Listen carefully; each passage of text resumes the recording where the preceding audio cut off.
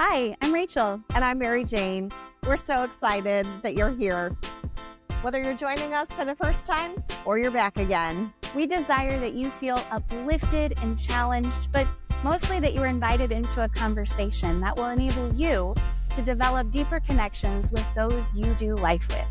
So grab your favorite beverage and join us at Connection with Purpose. Hello and welcome to episode 4. We are excited to jump in to relationships. Before we do that, we're going to talk about the songs that we asked you to listen to. The first one was Prayer for a Friend. I've always loved Casting Crowns. I feel like they write songs that come from my brain. This particular one is how or what do I say?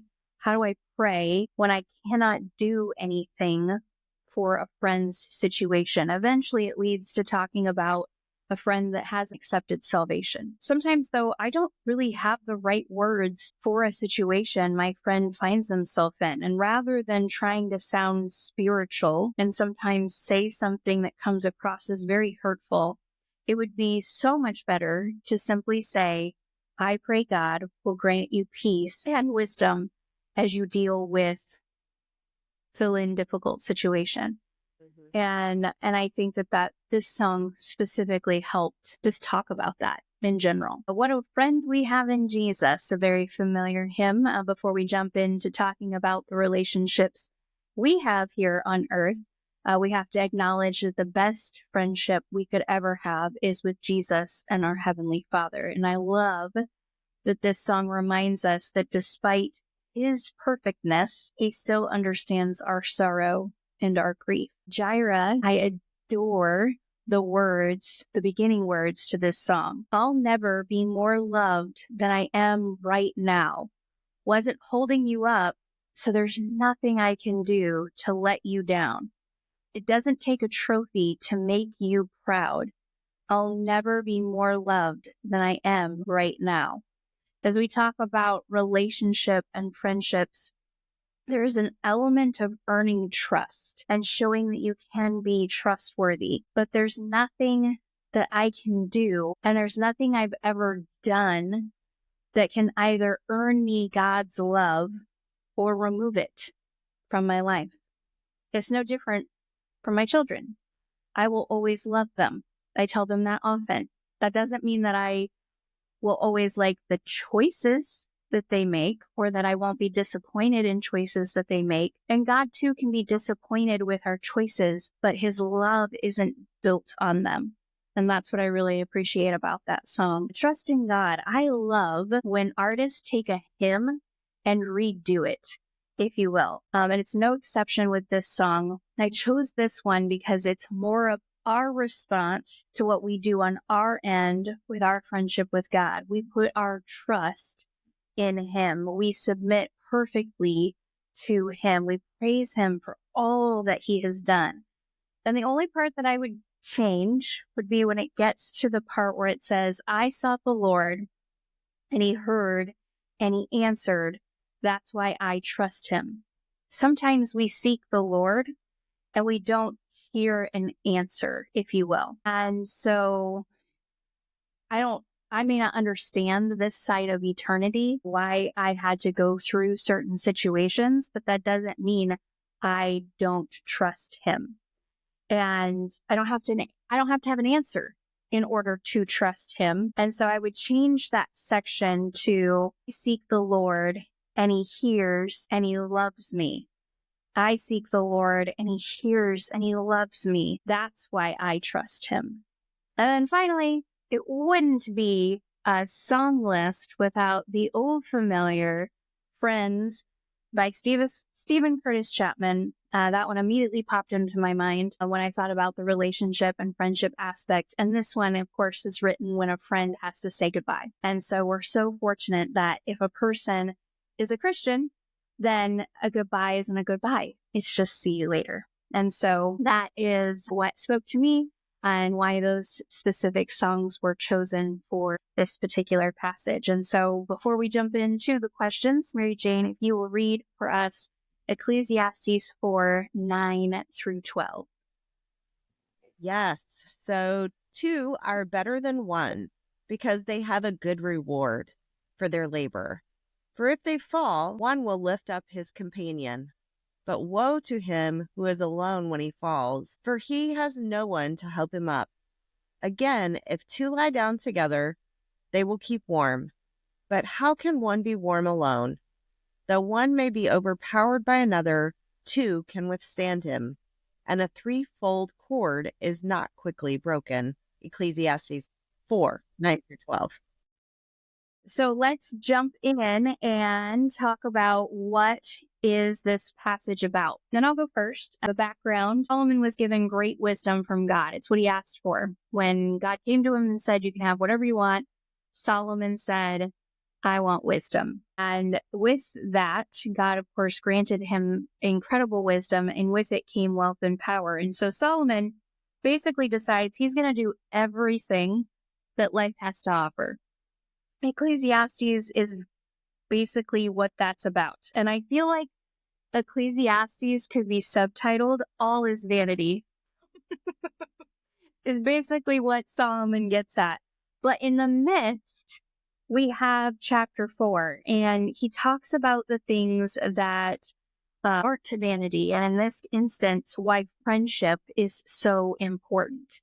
And so, again, they talk about how they'll have a good reward for their labor, which of course is so much easier to do with a friend. I personally enjoy having people over, but I want to do something. So the logical part of my brain says we can fellowship and whatever that is, whether that's paint our nails, put meals together so that we don't have to do that later on in life. Those are the kinds of things. Organize a room, right? I actually really enjoy organizing for other people. I don't like to do it in my own home, but I love going into and helping other people just kind of reclaim a space and figure out how best to make it work for themselves. And so I think when we do something together, it kind of takes the pressure off of conversation having to continue and flow well.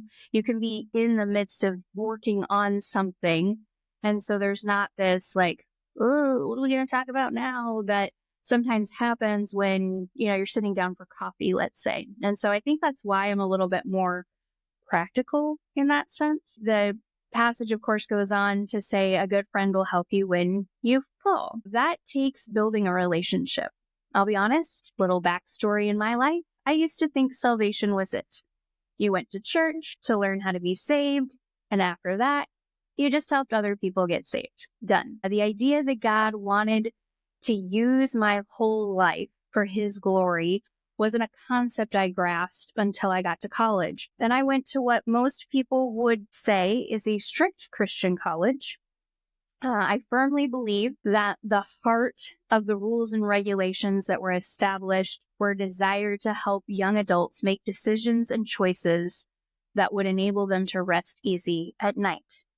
The problem, as so often in our lives, when we try and make our personal preference a standard by which God will love us more or give us more blessing. And so, long story short, I believed my job was the Holy Spirit in other people's lives. If you were a friend of mine in college, I want to take this opportunity to say, I'm sorry.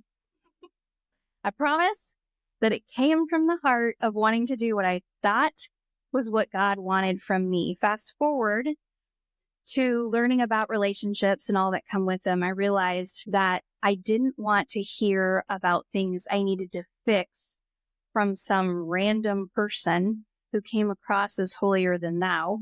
I was far more apt to receive instruction from someone I had a relationship with, someone that cared for me and desired to see me grow in my relationship with Jesus and God the Father. Just like a good parent doesn't allow their children to do whatever they want, a good friend will also step in and gently, or in my case, probably shake me, so that I'm paying attention and point out how I can do it better. The lie down together, when we read it, the Bible is full of lie down together in a sexual connotation.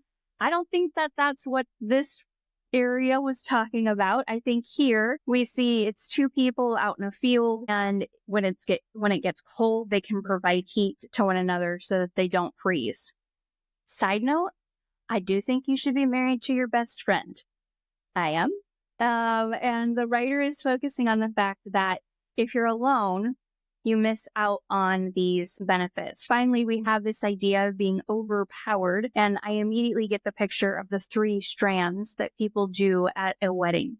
The bride and groom choose to put Christ in their relationship, and it creates this threefold cord that cannot be easily broken. And so a friend helps you basically to not be as afraid when trials come into your life. And so those are the things that stood out to me in regards to what this passage is about. What about for you? So as I was thinking through this, I think it's interesting that it's right in the middle of vanity and selfishness and popularity in terms of where this passage is in Ecclesiastes. And so I think that it's interesting, like the picture that came into my mind was if you're out hiking, it's better to be with someone else. If you get lost, it's better to be with someone else. They can help you, pull you up. And so my mind kind of went to this picture of 2 are better than 1. God didn't want us to be alone. Because when we fall down, we have no one to help pick us up. So there's no one to lean on. And so I too had to kind of chuckle at the 2 lying down, but you're right. As humans, we provide warmth and we should be married to our best friend. So I'm thankful for mine. But again, if you've ever been in the states that are really cold, body heat, snuggling, all those things are important for us to stay warm. And then I thought about that 1 may be overpowered, but 2 can withstand. There's also a sense of safety in numbers. If you're not alone, standing up for something that's right isn't as scary. And that when we truly believe something and are going forward to do things, having that camaraderie is really important too. Like you said, doing things together is so much more fun, if you will, than doing something by yourself. But then it also provides a sense of safety in who we are. So not having that selfishness and how vain that is, and then not being extremely popular. Popularity is vain. Having a lot of friends and no one close to you. And I think in the world that we live in today with social media and I have this many friends, but people still feel lonely. Yeah. And so I think that was just something that really, really stood out to me. And then again, the 3 chords that came to my mind about marriage and that being intertwined in a way where we have a common ground, because not only are we husband and wife, but we're also brothers and sisters in Christ. Yeah. And so sometimes we treat our spouse differently than we would a friend. Yeah. And because we live with them every day. And so I just think that's interesting because I think those things kind of come into my head when I'm thinking about this. And then I think about those other people who feel really lonely in a crowd. Yeah. Like I'm with a whole group of people, but I'm still lonely. Or I'm not being seen, I'm not being heard.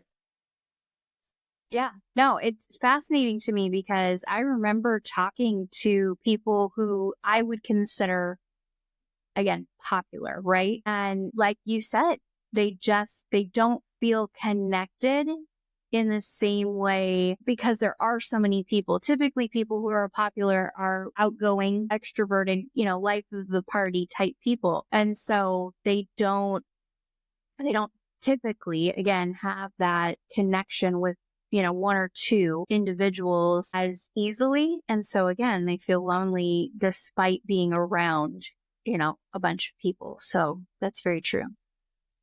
So those were some things that really kind of stood out in my mind from this passage. I love that. Question 2, what questions did you have as you were going through it? I was thinking about, how do we not feel alone? Mm. How does this affect the seasons of our life? Because this changes. I think of moms that transition from having kids in sports. I just read something the other day about that. Like, you have your sports moms, you have your mothers of toddlers or mothers of preschoolers, and maybe you have a group that you connect with, but then when your kids move on, you don't have that connectedness, or you don't have kids. Maybe you're single. Maybe you don't have a spouse to be connected with. And some of those other things are really hard. And so those were some things that came to my mind. And then friendships, having true friendships. You're not going to snuggle with somebody you don't feel comfortable with. Right. Like stay at the end of my arm. You're not going to stay warm with somebody that you don't know very well. Oh, well, I hope not. Right. But that's a different conversation, I think. But again, if there's not a level of intimacy, I think that can be an issue as well, where we don't have true friends or true friendships. So those were some kind of things. And having that true friendship where we can actually be real, Yeah. where you don't have that sense of they're taking notes about me. I'm going to hold it Honestly, against me. I'll be honest, and we've kind of already shared this. Like, to me, that seems exhausting. So if you're with me, just know that there's no pretense, there's no any kind of judgment. I'm not thinking through. Like, I kind of wish I did. There's an element of people who genuinely care about other people, and so it's a balancing act for me, because I do care. It's not, that I don't care, but I also recognize that my value is placed in who Christ says I am. So at the same time, I don't really care what it is, your opinion. And that's the biggest thing for me, is that it's okay if you don't like me. That was kind of one of the questions that I put down. Are we supposed to be friends with everyone, right? We try to teach this even in elementary school. Yeah. Oh, you gotta be friends with everyone. No, you don't. No, you don't. Like, you have to be kind. You have to be polite and friendly, but you don't have to be friends with everyone. Like, that is the beauty of friendship. That is the beauty of individuality, and the fact that we are different from one another, and how beautiful that is. And that was another question that I had, why does God even give us this privilege of having friendship? Again, it's because it is something that we desire. We want to be connected to other people. And but it's okay. Like I said, it's okay I am not going to be everybody's cup of tea, and I'm okay with that. I'm not going to say that I've always been okay with that.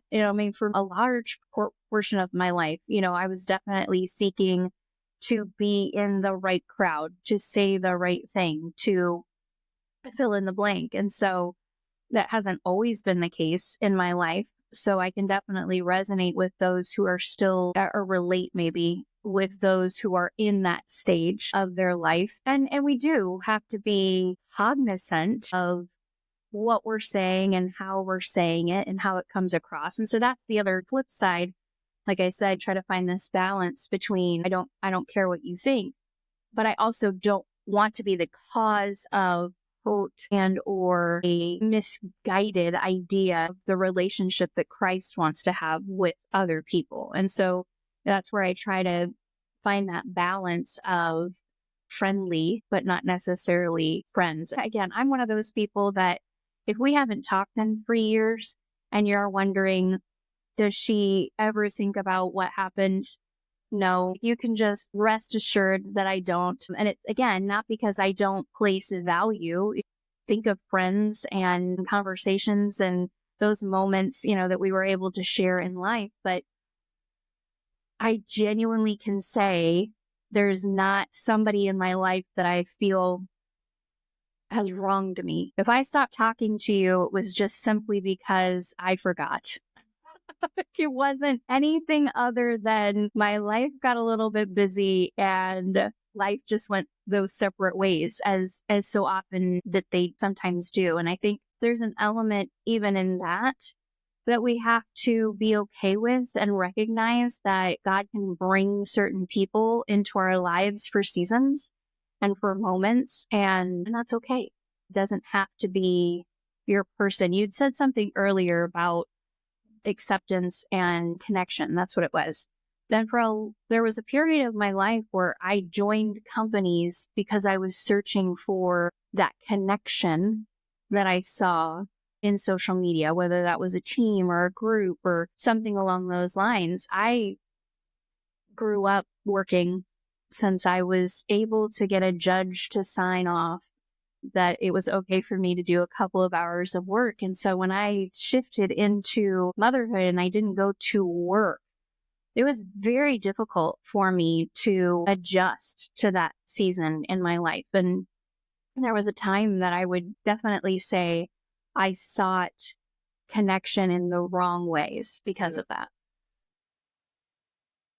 I would say I'm one of those people who, if we haven't talked for 3 years and you pick up the phone and you call me or you send me a message, I'm like, how you doing? Same. I have a good friend, from college. Yeah. I love connecting with old friends. Yeah, we joke all the time. We're like, it's been forever. We need to do this more often. And then again, life happens, but we'll pick right back up, where we left off. So had somebody say one time, are we still friends? Yeah. Yeah. Last time I checked.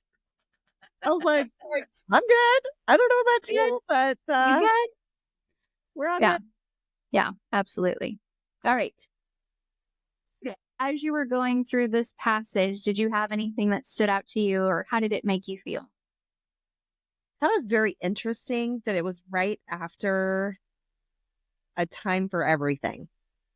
Like, he goes through this list of all this stuff. It's a time for this, a time for that. And then why is this here?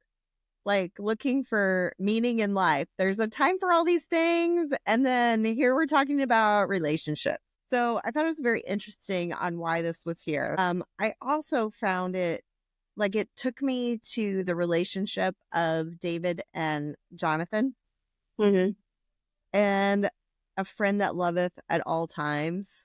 And that proverb, as I was thinking through some of this stuff. And then he that has friends must show himself friendly. That was the other thing that kind of popped into my head as I was thinking about this. And I think it's just so interesting to me that God cares about our friendships. Yeah. And so I'm like, as how it makes me feel is that he cares about these little things in our life for us to be connected to someone else. And he cares about how we treat other people. I think in some ways Christians have gotten some really bad reps because they're not kind. And there's certain ways to take a stand and how we say things and do things that has caused, it's under the righteous anger, but we still have to be aware of how we're coming across and the perceptions others have of us. Absolutely. And I think that this also gives us hope, and Jesus gave us an example of this, like with Lazarus. He was weeping when Lazarus died. He had emotion about his friends and he cared deeply about his friends. And I think as Christians, we sometimes struggle to have meaningful friendships and being kind to people or treat others the way we would want to be treated. We're quick to point out each other's faults and for iron sharpening iron. Not that we shouldn't, but again, what you said earlier, it comes from, I take those things much differently from somebody who I know cares about me than somebody walking up and telling me, you shouldn't do this. That doesn't always set very well.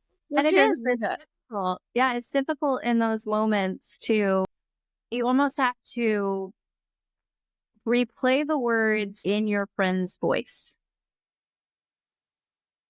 Would I respond the same way if so-and-so said this versus the other person that maybe you don't have that connection with? And so that's, as I've gotten older in life, that is definitely one of the things that I've taken away.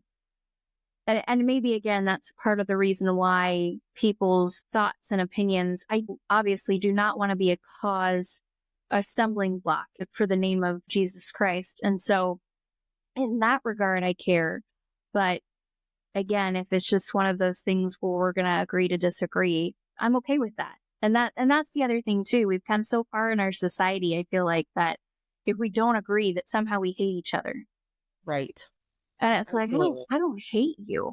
I don't, that's not the issue here. I just, again, we see differently on this particular topic, and we can see differently on it and still be kind and still come to a place where we can recognize that we're still human. The other person is still human. It doesn't automatically make them unintelligent just because they have the opinion that differs from yours. And perhaps they've been through a life experience that caused them to see it in that particular way. But are we willing to take the time to sit down and say, oh, why do you feel that way? What happened in your life that made you come to that conclusion? Because maybe it's just that it's what they heard, right? They admire or appreciate somebody, and that's what they said. And so they're latching onto that. They haven't really sat down to, think through why they feel so passionately about something. For me, when I was reading through this, friendship always makes me smile. We kind of touched on some of these things already. I personally was immediately brought back to the third grade. My family, my father was in the military, and so we moved around. Then I was nervous about making new friends, but I immediately made a great friend with a girl named Sarah. I was fortunate enough to stay in the same place from third grade all the way through high school, which for a military family is almost unheard of. During that time, I made some other really great friends that I still think of fondly today. I was able to make more friends in college and after college, and everywhere I've moved, God has given me the ability to make a good friend. And for me, there's an authenticity factor when it comes to friendship. For me, I want, like we've talked about already, I want someone I can be real with. So I'm going to have bad days. I'm going to complain that things are not going the way I want them to. And sometimes I just need somebody who will listen and validate how I feel.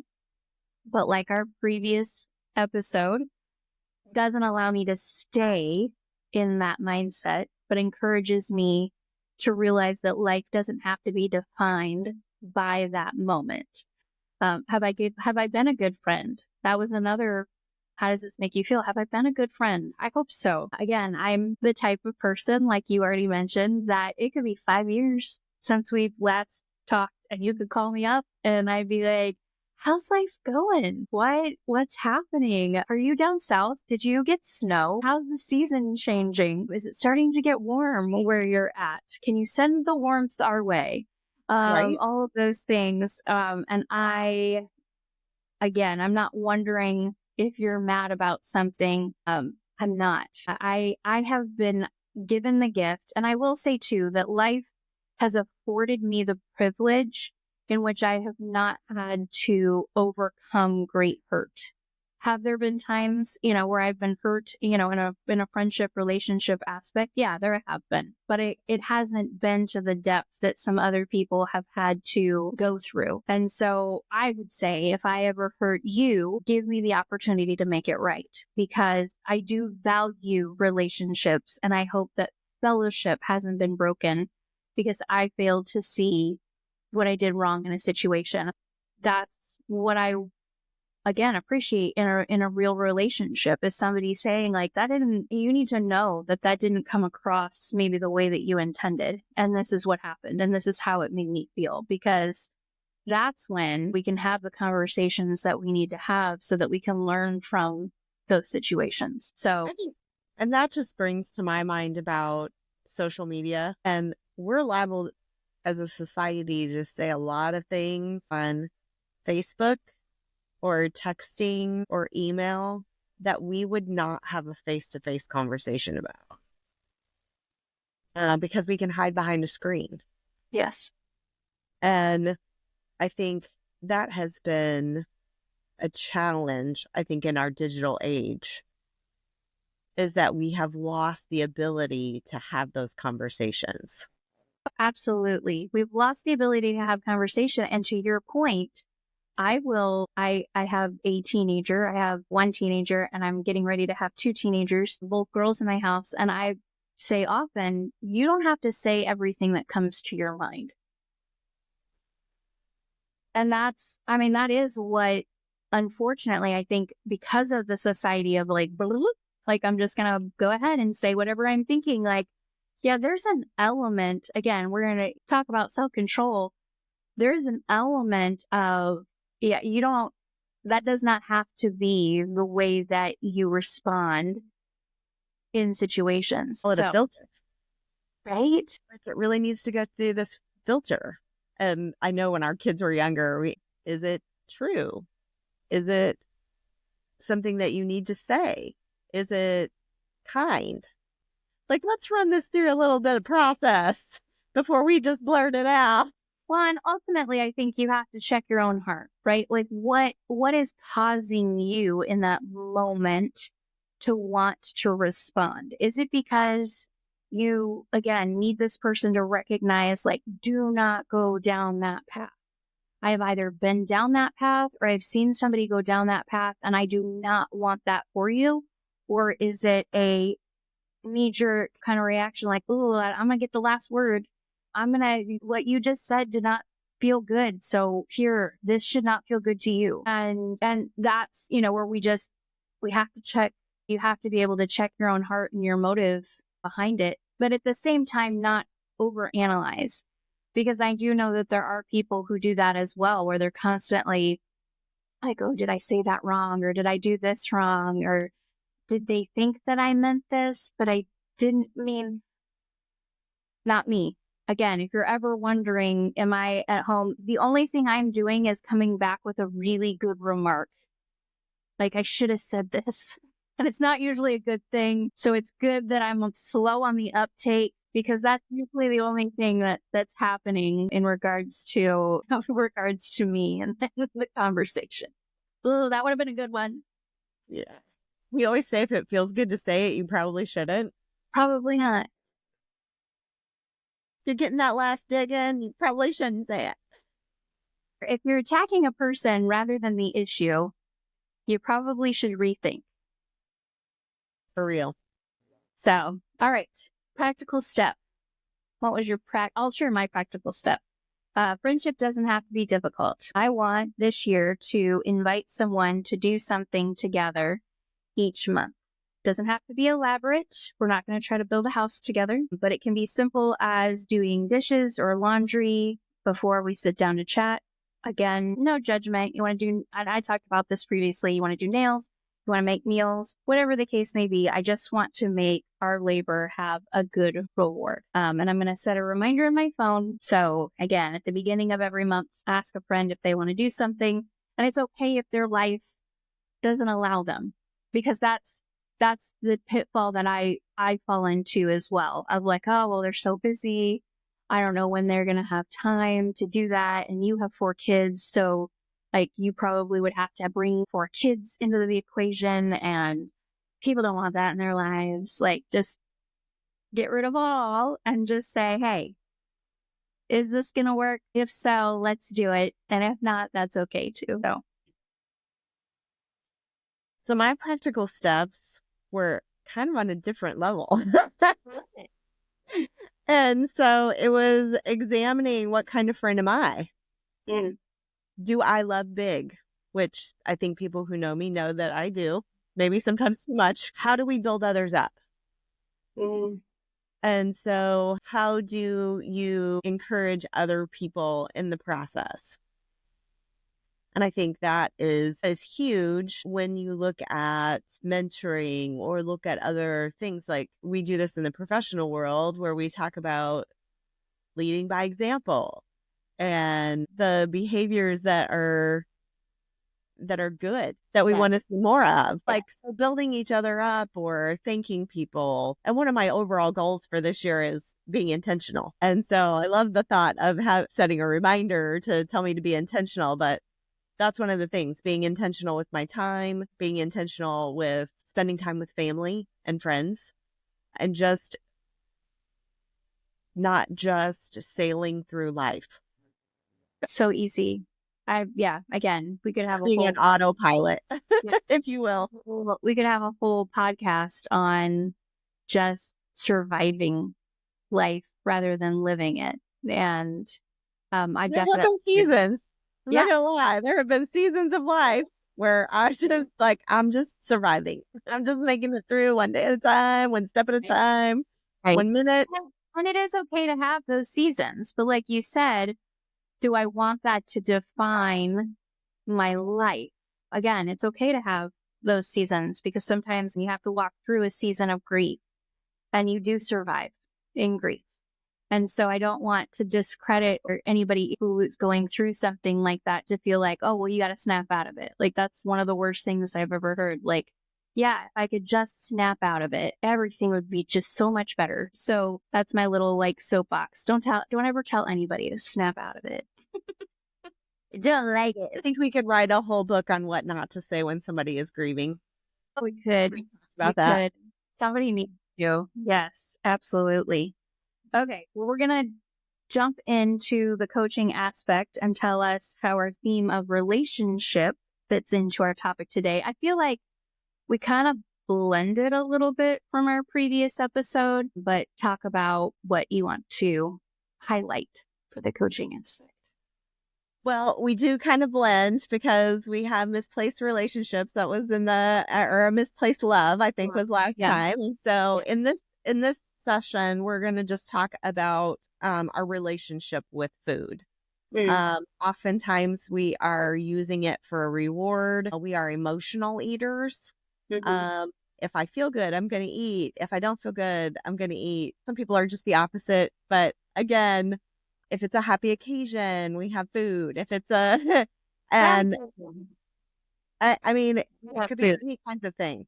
A lot of what we do revolves around food. And so just being in check of your emotions, oftentimes we eat because we're bored or we eat because it's the habit that we've created. And so I would just encourage people in this coaching connection piece that they would just be mindful of why they're eating. And often times if we've had a bad day, we've been rewarded in our past with, oh, you had a bad day, let me make you some cookies. And so then let's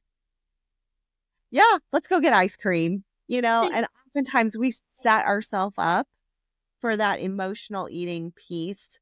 And then we keep eating, even though because it's there, or we're bored, or it's there, or we.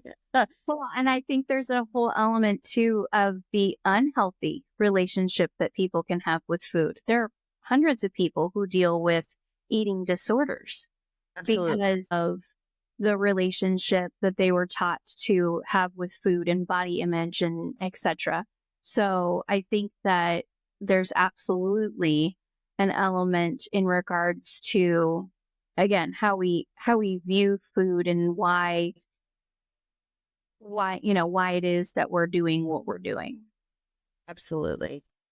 And you may get into this, in future episodes as well, but even the relationship when we don't eat, right? When we're intentionally not eating and fasting, and the idea behind, that the purpose as to why we do that thing, why we fast specifically. And the Bible does talk about fasting. I mean, Jesus fasted before he was tempted, right? So for 40 days, I can't imagine fasting for 40 days. I don't know that's, I feel like obviously he was 100% man and 100% God, right? So I don't think any of us were meant to do that. I don't think any of us were meant to do that. I think that he was just proving the point that even when he was at his lowest, physically, mentally, and probably spiritually, because again, no connection for 40 days. I mean, we could talk about that element as well, that's when he was tempted. So I think it's more the mindset of, when we're like, yeah, but God, I mean, I was going through such and such.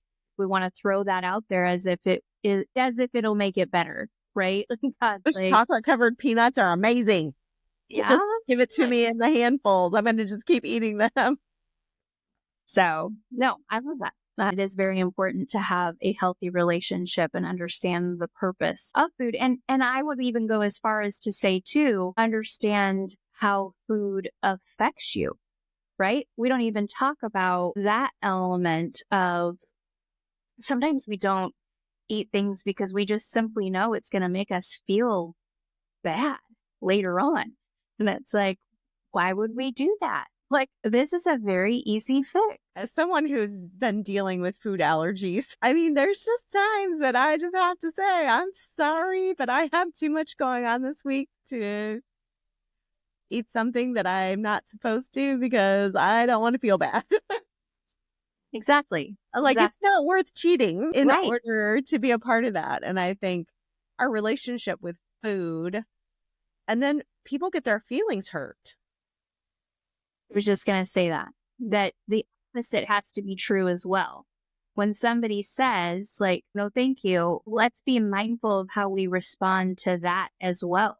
Because we can be just as damaging on that side in either helping or hurting somebody and how they're trying to deal with it. Right. And being respectful. I mean, we don't know why, and we don't necessarily need to know why if somebody says no, thank you. It's not because of you. Just thinking about those kind of things and our response. Do you not like it? Right? And Yeah. I hear people say that a lot. Yeah. Like what, you don't like chocolate? No, that has nothing to do with it. And I like a good chocolate. But again, people tend to misinterpret that as well. Yes, absolutely. Being valued. Yeah. And that whole relationship with food. So lots of things going on there for sure. Lots of things. Yes. And if you don't have a coach, get a coach because they can definitely help you work through some of these things. And again, right ways and to help other people. When you are met with what you know is going to be a difficult path, it is sometimes helpful to think through that ahead of time so that you can remove the anxiety that maybe you feel. For some people, they would be like, I'd rather just not go to an event so that I don't have to deal with what may happen.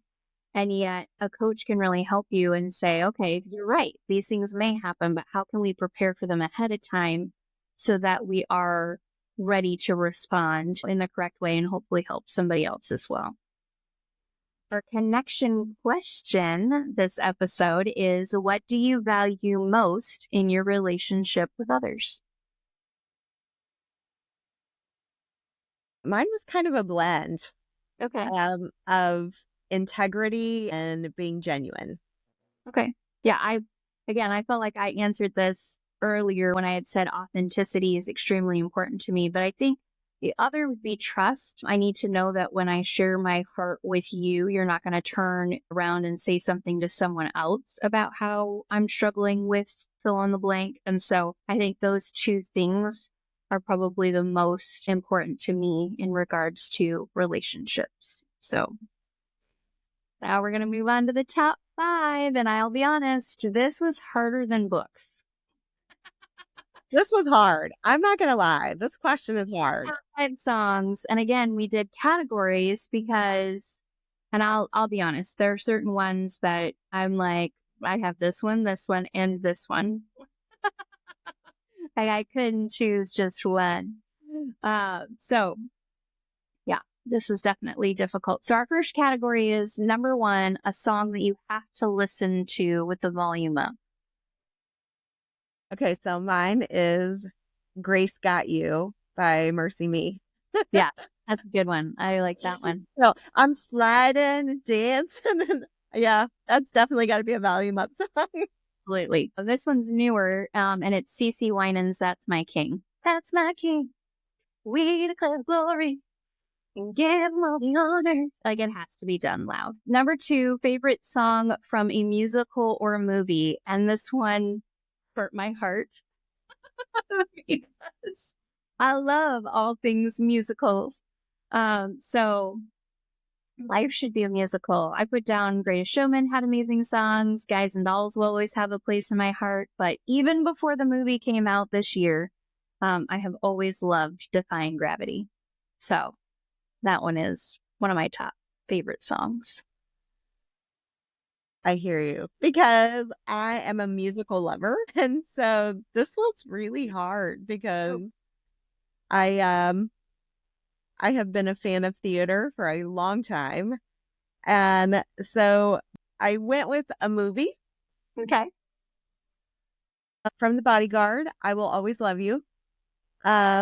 Because that is the song my husband and I danced to in our hotel room after we got married. So Aww. that one will just always have a special place. Right For here. sure. Absolutely. And that's funny that you say that, because number 3 is a song that means a lot to you. A couple of songs in this one. Okay. One is Amazing Grace, because that was the song that was playing when I gave my heart to Christ. And then the other is Stand By Me, which we used to sing that in youth group.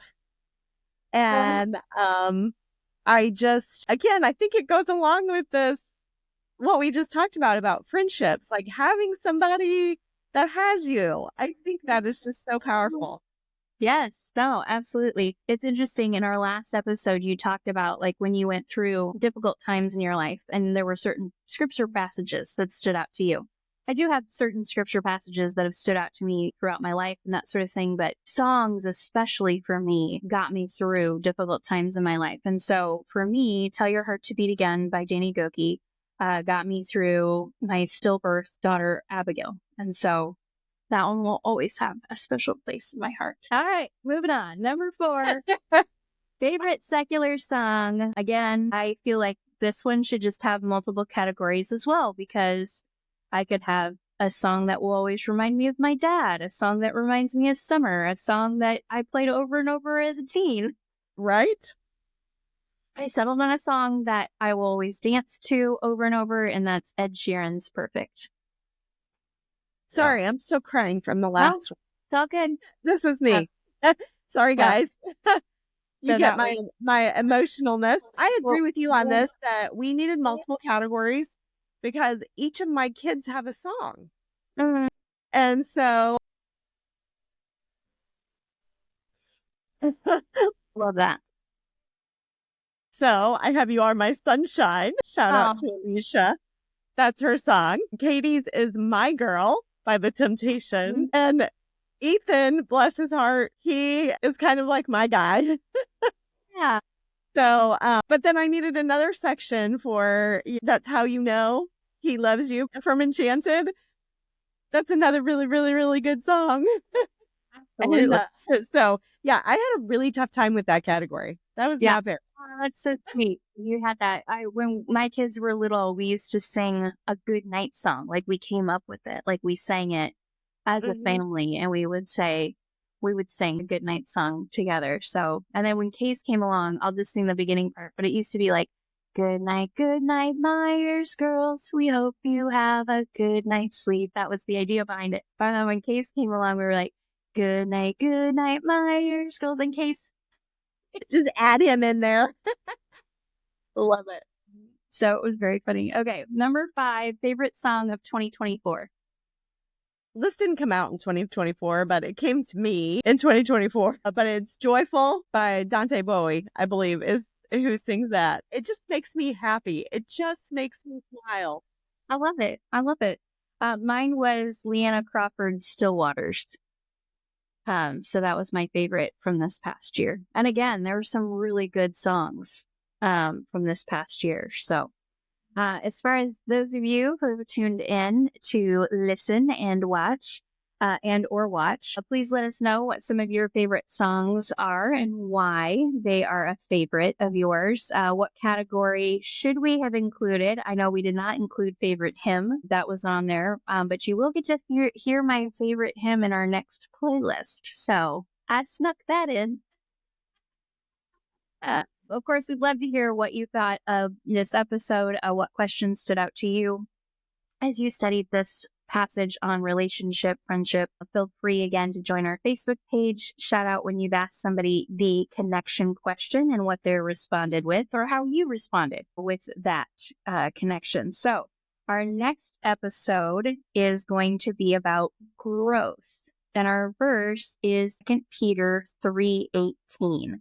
So that is where we'll be going next. And here's the playlist. Again, I'm excited about these songs. Not that I'm not usually excited, but there are some really great ones on the list. First, the hymn In His Time. Second, Let It Begin by Big Daddy Weave.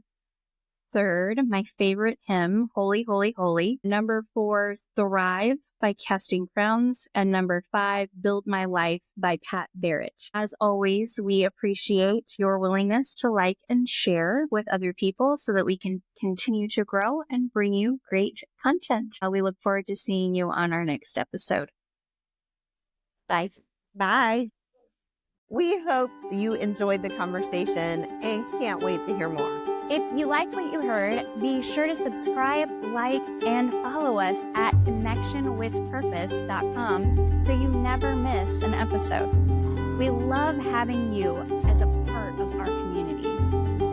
Until next time, stay connected because the best conversations are the ones that bring us closer together.